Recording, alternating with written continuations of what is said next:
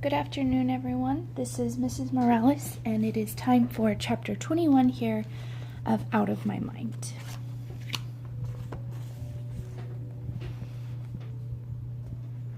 Here we go. Going to the bathroom at school just plain sucks.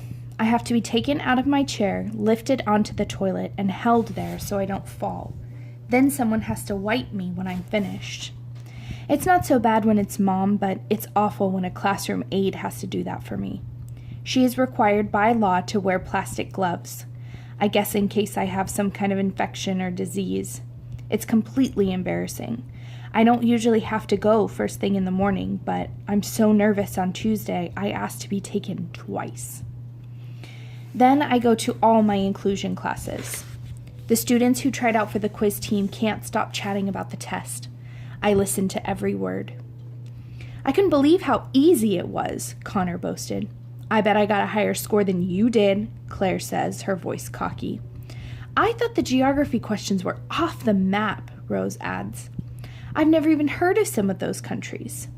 Jessica shakes her head. The math part wasn't much fun either.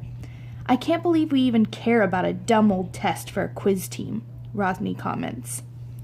Because the competition is on television, man, Connor replies. Big-time TV coverage here in town. And if we make it to the finals, we go to D.C., where it will be televised all over the country. If we win, we get to be on Good Morning America. My grandma in Philly can watch me and my auntie in Frisco. I'll be famous. What do you mean, if we win, Connor? Claire asks him. Don't you mean when we stomp the competition? Yeah, for sure. I already bought a new suit for when I'm on TV. Rose rolls her eyes. I thought this was a team competition, Connor, she reminds him. Hey, the team would be nothing without me. He holds up his hand in the air for high fives. I listen quietly from the back of the room. When the bell rings to indicate that it's time for Mr. Deming's class, my palms feel sweaty. Catherine pushes me into the room and whispers into my ear, Relax, you rock. Mr. Deming gets the class quiet and takes attendance. Why do teachers go so slowly when you want something from them? Finally, he removes a sheet of paper from his briefcase. I graded your quiz team test last night, and since many of those who tried out for the competition team are in this class, I'm going to share the results with you now. The teachers of the other classes who have students who tried out have been given the same list and are at this moment reading the results to them. So, read the list, Connor shouts, getting up from his desk. If school behavior were a determining factor for making the team, Connor, you might have some trouble, Mr. Deming says. Please quiet down for a moment. That shuts him up, and he sits down heavily. First of all, I'm very proud of all of you who took the test. It was quite challenging, and you all did extremely well. Rose raises her hand. Yes, Rose? Can we see the questions and answers later so we know where we messed up? Absolutely. As a matter of fact, we'll use this test as a learning tool to study for the real competition. But anyone is free to see the test and check their responses. Please read the names, Connor says as politely as I've heard him. Mr. Deming smiles. Okay, will do. I shall read the alternates first. 2 fifth graders, 2 from 6th grade. Amanda Firestone, Molly North, Elena Rodriguez, Rodney Mousel. My heart falls to my shoes, which is not quite to the floor but close. How could I have missed so many questions? Maybe my thumb slipped and I pushed the wrong letter.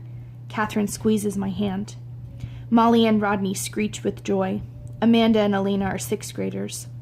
Connor is noticeably quiet.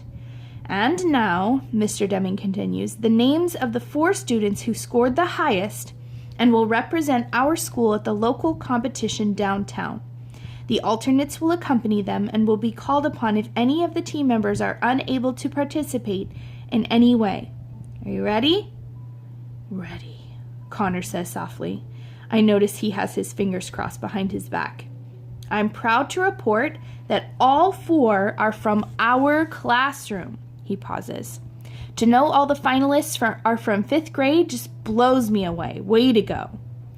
We torched 6th grade? Awesome, Rodney says. Now read the names before Connor wets his pants. Connor reaches over and smacks Rodney on the back of his head. Mr. Deming takes a deep breath. The top 4 scorers and members of the quiz team will be Connor Bates. Connor interrupts him with a wild whooping cheer, of course. And if I may continue, Mr. D says over his glasses, we are also pleased to welcome Claire Wilson and Rose Spencer. Claire's smile is smug. But that's only 3, Connor says, looking down in confusion. I can count, Connor, Mr. Deming replies dryly. So, who's the last person on the team? Molly asks. Earthquake report. TV weather guy says some strange activity coming from a local school. Could it be a girl's heart pounding too hard? Mr. Deming clears his throat. I must apologize. I think we have all underestimated a member of our class. Earthquake report. This is a big one. He continues. In my 15 years of running this competition, I have never had a student make a perfect score on the practice test. It is designed to be challenging, to weed out the weaker candidates. In a word, it's hard. Tell me about it, Connor mumbles. When Melody Brooks took that little practice quiz with us last week, I thought it was a lucky accident that she did so well. But yesterday, Melody blew us all away. She got every single question right. He pauses, making sure everyone is taking this in. And then he says, all of them. Earthquake report. Walls are tumbling everywhere. So, she's on the team? Rose asks, disbelief in her voice. Yes, she's on the team. But we'll look weird, Claire counters. Everyone will stare at us. I'm not going to have any kind of that talk. Do you understand? Mr. D says sternly. I'm very proud of Melody. I regret that I underestimated her, and I'm glad to have her on our team. Earthquake report. Call the paramedics. A girl in 5th grade is about to explode. Everybody in the class turns to look at me. Catherine gives me a hug. Rose flashes me a smile, and I try not to kick and drip and make my teammates sorry that I'll be on the team with them. Will the Whiz Kids folks be cool with Melody? Molly asks. Mr. Deming looks thoughtful.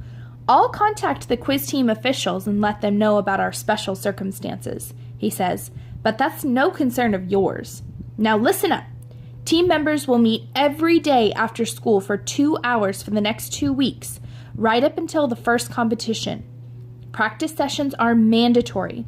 Here is paperwork that your parents will need to read and sign. I need it back tomorrow. Earthquake report. Expect big aftershocks. Nothing like this ever has been seen before. The more I think about it, the more excited I get. Television, pressure, people looking at me. I can feel myself getting tense and tight. My arms and legs start doing the tornado spastic dance. My head jerks. I try not to, but I screech. Just a little. Everybody turns at the sound. I can see Molly and Claire jerking their hands, kicking their legs, and making crazy noises. A few people giggle. Mr. Deming's face grows tight. I aim all my energy at my thumb and point to go. Catherine gets the message and hurries me out of there. I want to find a hole and hide in it. And that is the end of chapter 21. So I'd love to see your guys' predictions about Melody and the quiz team. She made it officially now and even got a perfect score, but her reaction is not quite what you would expect from someone who's excited, you know. Why do you think she wants to crawl in a hole and hide there? She just had this huge accomplishment, so why is she feeling like hiding? Okay, I hope you guys are having a great day, and I'll talk to you tomorrow.